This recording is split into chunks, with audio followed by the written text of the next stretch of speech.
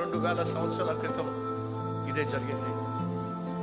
మనిషి ఇష్టానుసారంగా జీవించి కష్టాలు కొని తెచ్చుకొని శాంతి సమాధానం పోగొట్టుకొని మనిషిని సృష్టించిన దేవుడితో సత్సంబంధాన్ని పోగొట్టుకొని అన్యాయానికి, అక్రమానికి, అధర్మానికి, అవినీతికి బానిసై భ్రష్టుడైపోతున్నప్పుడు, శిక్షగా నరకానికి వెళుతున్నప్పుడు మనిషి నాశనం కాకూడదని చెప్పి దేవుడే దిగొచ్చాడు. మనిషి చేసిన తప్పులను బట్టి మనిషికి రావాల్సిన శిక్ష అంతా కూడా తన మీదే వేసుకునే ప్రయత్నం చేశాడు. మనిషి చేతులతో తప్పు చేశాడు. మనిషి కోసం ఈ భూమి మీదకి వచ్చినటువంటి లోకరక్షకుడు, సర్వ సృష్టికర్త అయిన యేసుక్రీస్తు ఆ మనిషి స్థానంలో తాను మరణించాడు. కారణం తెలుసా?